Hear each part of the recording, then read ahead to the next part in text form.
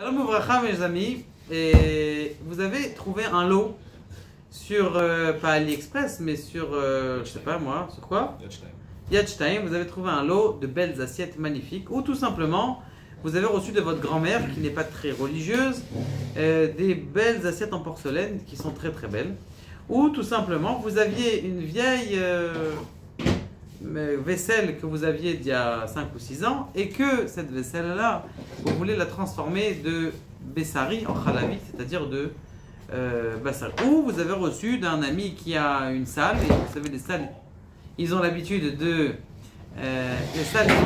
changer un petit peu leur vaisselle.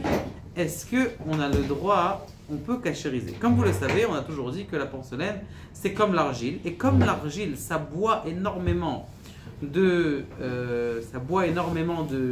la nourriture qui est à l'intérieur. C'est la raison pour laquelle on ne peut pas cachériser cette chose-là. Maintenant, la question qui se pose, que la Rav Ovadia pose, le Beneyahu, Yabia Omer, Shoot Maharan Lach, Shoot Zera Emet, Shoot Rav Pealim, il pose la question, est-ce qu'on a le droit, quand ça a duré plus d'1 an ou 2 ans? Parce qu'après 1 an, qu'est-ce qui va rester dedans? Disons, il va rester.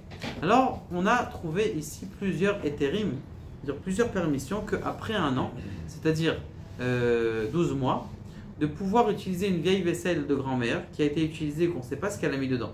Pour plusieurs raisons. Première raison, l'argile de l'époque n'est pas l'argile d'aujourd'hui. L'argile de l'époque, c'était, vous voyez, des pots de terre. Vous voyez, vous imaginez les pots de terre. Quand tu mets quelque chose à l'intérieur, ça boit. Aujourd'hui, même sur la porcelaine qu'on a, eh bien, il y a du verre dessus, c'est enveloppé d'une couche de verre. Donc ça c'est une raison du éther. Deuxième chose, ça fait déjà 1 an que c'est passé, même 2 ans que c'est passé. Troisième chose, qu'est-ce que tu as mis dans l'assiette? Est-ce que tu as cuit dans l'assiette? Tu n'as pas cuit dans l'assiette.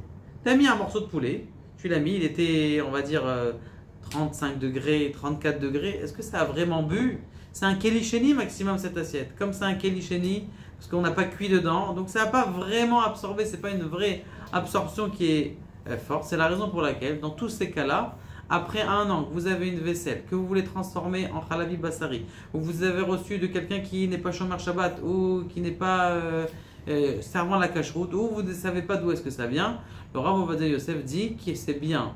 On a le droit de l'utiliser à condition de faire la hagala, c'est-à-dire vous prenez une grande casserole, vous mettez trempé dans l'eau bouillante. Si c'est possible de le tremper 3 fois dans l'eau bouillante, à mahmir 3 fois dans l'eau bouillante, mais sinon après 1 an et après de l'eau bouillante, eh bien c'est permis d'utiliser ces vaisselles. Baruch Adonai, Le'olam, Amen ve Amen.